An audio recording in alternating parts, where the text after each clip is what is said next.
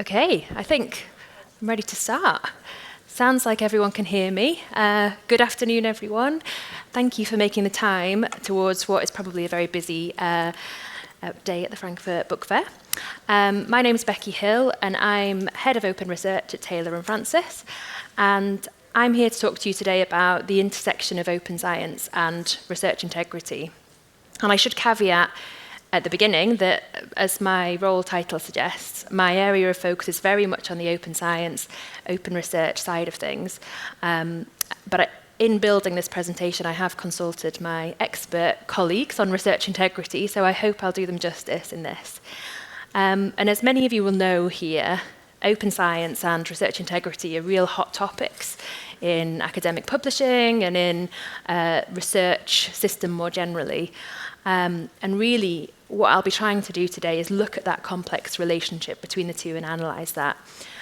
And I know that research integrity is a big, complex area, and I'm not going to propose in this presentation that open science is going to be the silver bullet that solves all issues.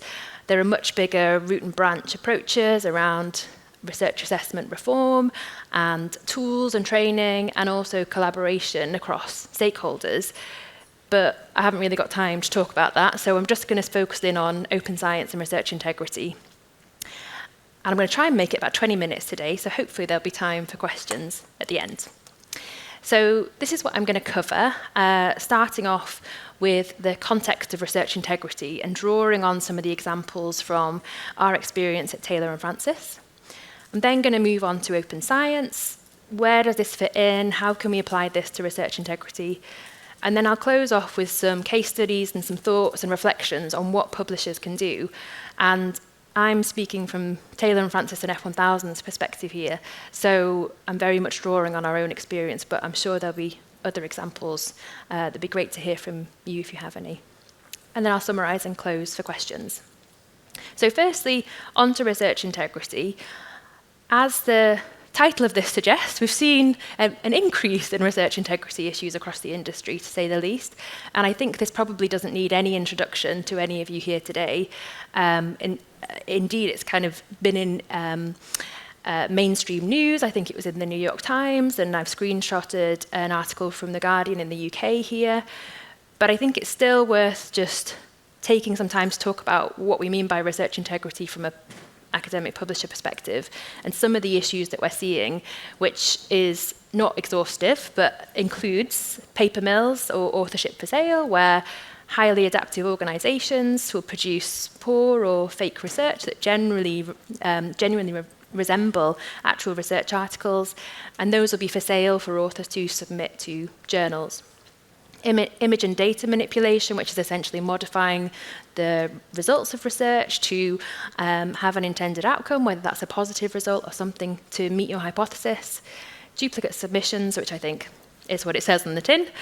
And the reproducibility crisis or replication crisis, which is a term coined in the early 2010s and addresses the methodology of scientific research and really that issue of not being able to replicate or reproduce research. And also peer review manipulation, which is an umbrella term, and also you can kind of guess what that might be.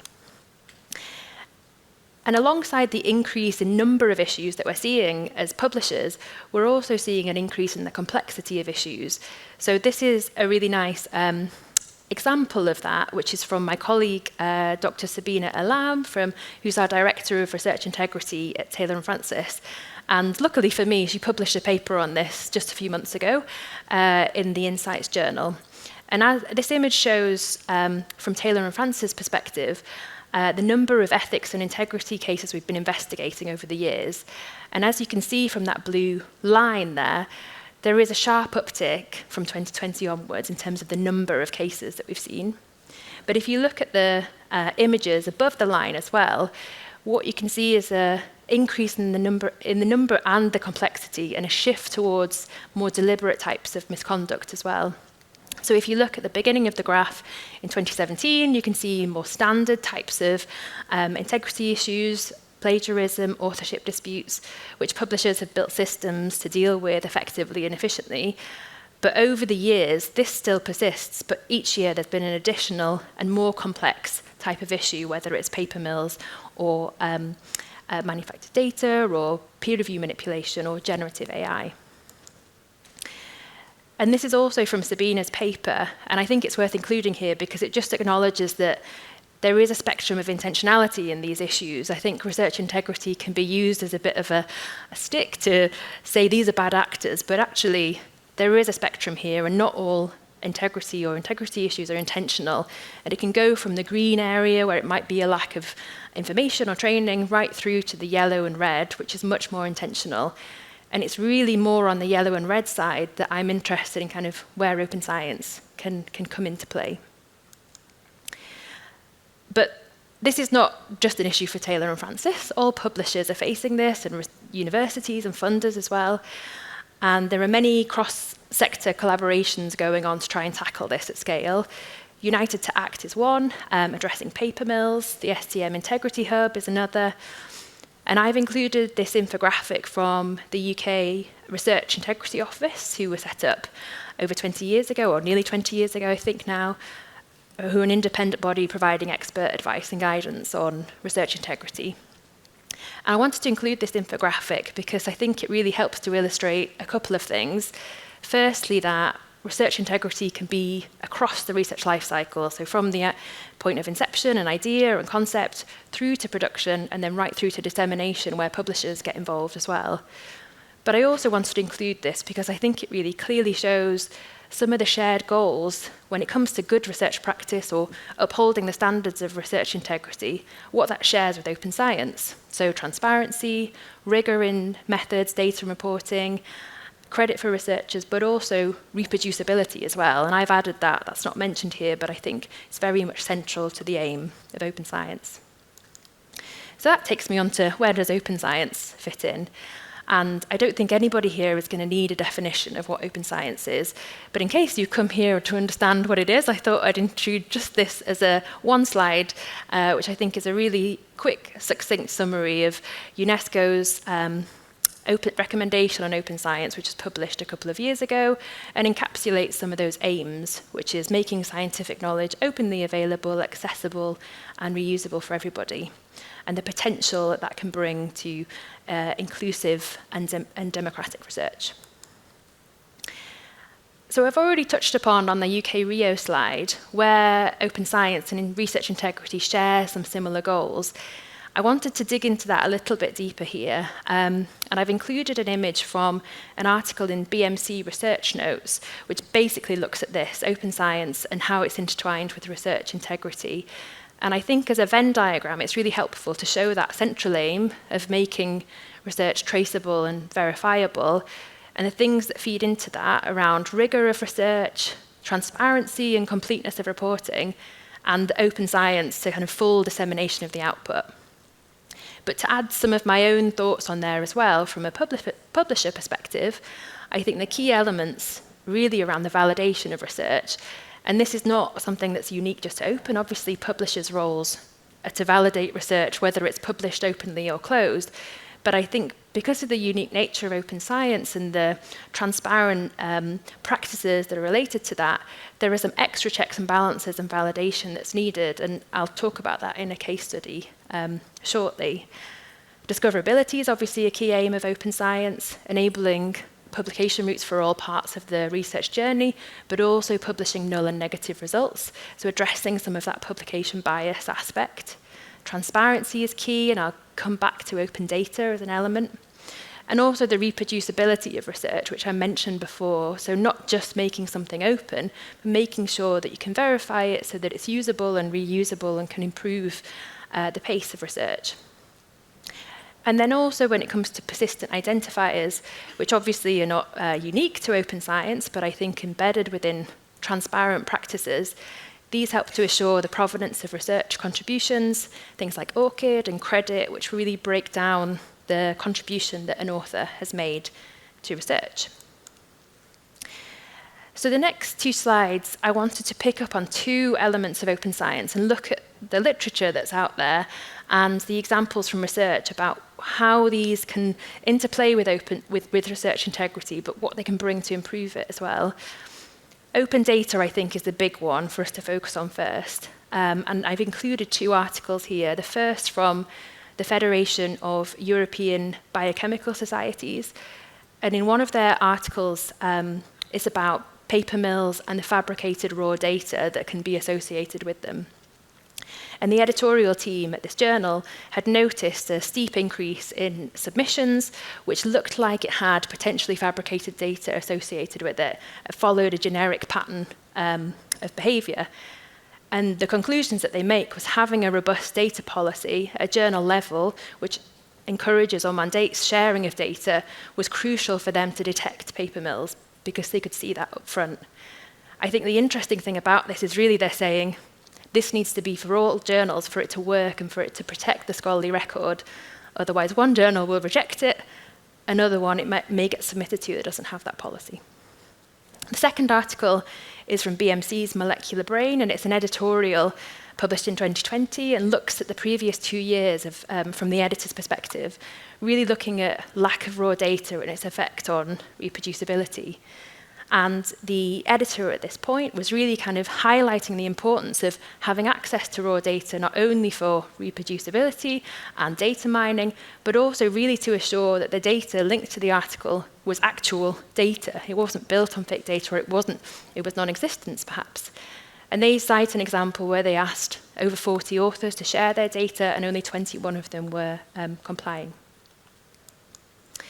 And the second example is around open peer review, and looking at the effect of that on potential integrity and ethics behaviours. And this is one of the least defined areas of open science, so I think the evidence is limited. There's one article from 2015 which looks at BMC's portfolio, Biomed Central, and compares a journal with open peer review and a journal that has closed peer review. And they independently assessed the quality of the peer review reports and found that the peer review reports, when they were published as open peer review, were of higher quality. And so I think in this case, we can't necessarily draw the direct conclusion to how that's impacting research integrity, but if it's improving the quality of reviews, that can only be a positive thing. The second article is one that was published much more recently this year, looking at a relatively new concept of review mills, which is essentially large-scale manufactured reviews which follow a pattern of really generic text and behaviour, boilerplate text. And the author was looking at a set of journals that published their peer reviews alongside the article. I think it was mostly MDPI. And they found that over 260 of the review reports indicated signals of potential review mills. And so I think this is interesting in that by nature of it being open, that doesn't necessarily stop the bad actors there, but it means that it can be detected and the patterns can be found, which wouldn't be the case in closed peer review. So just to revisit that spectrum of intentionality when it comes to research integrity, I think already there are certain aspects of the more intentional side that we can see where open science is potentially having an impact. So for the last part of my presentation today, I wanted to kind of bring together that context and some of the evidence that we're seeing out there and think about what publishers can do. And as I said at the beginning, I can draw on my experience at F1000 and TNF, but interested to hear what else is out there. So in case anyone's unfamiliar with F1000, they're a scholarly publisher, just over 10 years old, part of the Taylor and Francis group. And their model was designed to rethink how scholarly publishing could work. And it's very much built on an open research publishing model. So everything is open access. They have a mandatory open data policy, open peer review, which happens after publication. And it's about publishing a diversity of article types, so null and negative results as well. And I think the reason I wanted to pick out this example was because of the unique nature of F1000's model, and things are published before peer review. There has to be a really rigorous set of validation and checks before that article is published. And this is not all of them, by the way, that are on screen, but it includes some of the core elements that publishers will do across the board, but also elements around open science, reporting, reproducibility, data availability, ethics, to really check that everything is there and it's sound before we share that in a public domain. And that's been further built on this year with the launch of Verichive, which is a verified preprint server launched in August this year by F1000 in collaboration with the Bill and Melinda Gates Foundation, alongside their preprint policy. And essentially this was providing a way for preprints to be validated, verified, and have visible trust markers so people can be comfortable with the checks and balances that have happened. So the preprints will come onto the preprint server, and they'll have a series of rigorous checks, some that are aimed at verifying it, over 20 ethics and integrity checks that are listed here, and others that are really aimed at assessing the transparency of that research. And something we're launching at the end of the year will be around having clear trust markers or badges on each of these preprints to show exactly what checks have been conducted and which checks have been passed. And the second example I want to give today before closing off, summarising and opening for questions, is really about collaboration with publishers, universities and funders. And this example, Tier 2, encapsulates the aim for reproducibility, which brings together both elements of open science and research integrity. So Tier 2 is a European Commission-funded project, and its aim, as it says here, is around enhancing trust, integrity and efficiency in research through next-level reproducibility. The central aim is to investigate reproducibility, but also to boost knowledge, to create new tools, and essentially create behaviour change, which will mean that research can become more reproducible. And the impact and knock-on of that is the increased reuse and quality of research results, which can only be a good thing for open science, but also research integrity and the efficiency of research as well. And it's driven by a consortium of 11 partners across Europe, universities and some funders. And F1000 and Taylor & Francis are an affiliated partner, and that's been running since the beginning of last year. And there are a number of pilots throughout this project, all aimed at that central focus of making research more reproducible. And there are two which are very publisher-focused, which I wanted to pick up on today, which TNF and F1000 are involved in. And the first is around editorial workflows to increase data sharing. And this is essentially looking at a couple of journals, and this is a pilot at which only TNF is involved at the moment, but we're hoping more publishers will be involved. And the pilot looks at journals that have perhaps the weakest data policy. So it's just share upon request, where we know that often, even at request, data is not shared. And this is looking at whether a simple intervention can create behaviour change. So we're running it as a randomized controlled trial. So some authors will get an intervention at the submission process, which says, would you like to share your data? Here are the benefits of data sharing. And some won't. And then we'll compare the results. And Tier 2 are really going to do that analysis and comparison. This will be running over a series of months, so we should get a good sense. And the idea is to see whether a simple intervention will create behaviour change and mean that authors go above and beyond the data policy to share data.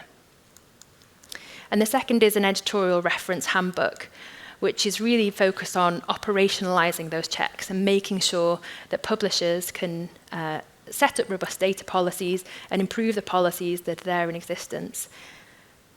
And this has been launched as a result of a series of workshops that lots of publishers have been inputting on, but it's very much being led by F1000 checks at the moment. So that brings me to a close. And I'll summarise just before I open for questions there. So, in summary, we're seeing an increasing prevalence and complexity of research integrity issues across the board. And we can see that open science and research integrity issues share a lot of the same goals. And there is an increasing evidence base around that intersection, but there's more that's needed still. And as I said at the beginning, open science is not going to be a silver bullet to solve all these issues, but I think that there is some clear applications around some of the more intentional areas of misconduct. And scholarly publishers will have a key role to play ongoing and now in upholding research integrity, but also enabling open science practices. And I think there's always more to do. This is an ever-shifting environment, and the complexity will likely only increase. So, I will stop there. Thank you very much for your time. And I think there's 5 minutes for questions if anybody has any.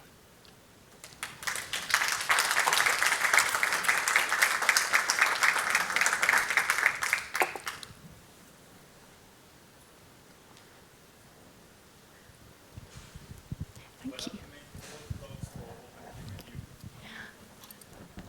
Yeah, sure. So I think there's a question here and a question there. So what are the main roadblocks for open peer review? I think there are lots of different flavours of open peer review. So if we look at the F1000 model, for example, it's open identities, open reports. So the author knows the reviewer knows the author, and their affiliation is linked on that. But there are others where there's not an affiliation. So it's an open review report, but not named, if you like.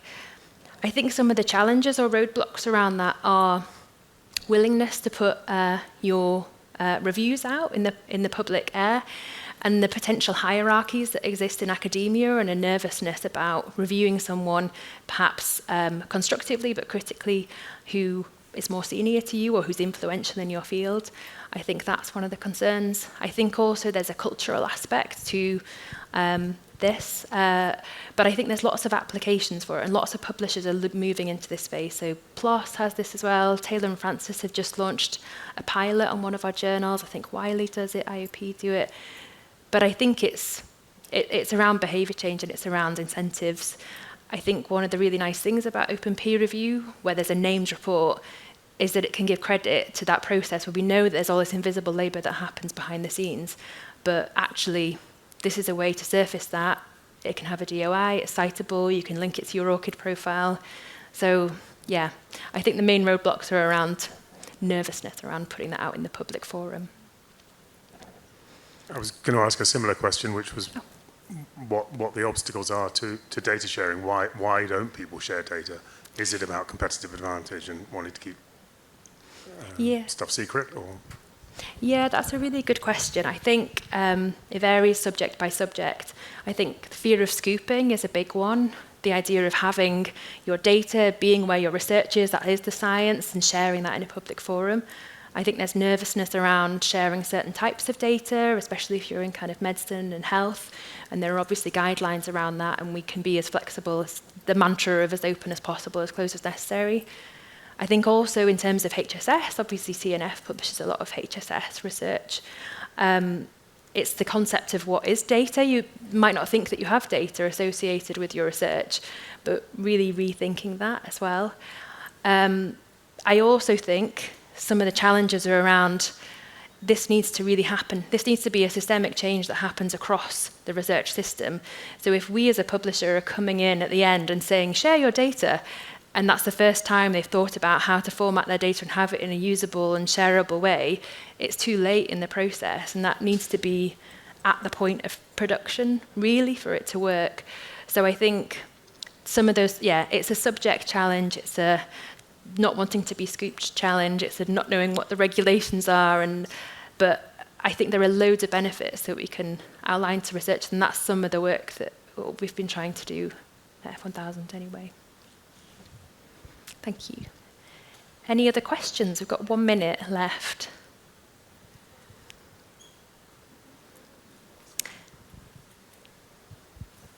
Can open science in time bring other challenges into the ethics and open research in general that we're not aware at the moment? So in a world of open science, will that bring another set of challenges in this field? Yeah, I think that's a really good question, and something that I meant to mention earlier, and I thought, I didn't mention that on that slide, was around the kind of complex relationship with open access and research integrity. And I think on the slide I had, which had all the news headlines on, lots of the really public cases of research integrity issues have involved fully open access publishers. Lots of reasons behind that, and I can't really speak on people's behalves on that front, but I think moving beyond open access, I really wanted to kind of look at the other benefits that it could bring. But I think to your question about the future and possible impact on research integrity, it's difficult to answer that. I think things are changing so quickly. I think one of the difficulties around open science and the behaviours that are involved in open science is that it does take more work, it does take more time to get your data in a format that is appropriate for sharing and findable and accessible and interoperable and all of that. It takes more time to share your methodologies, it takes more time to publish a protocol, and then you're finding afterwards. So I think it's about researcher capacity, that maybe there could be a problem there, but I mean overall I think it's a good thing. So, but thank you. And then I think we're at time. So thank you everybody for listening.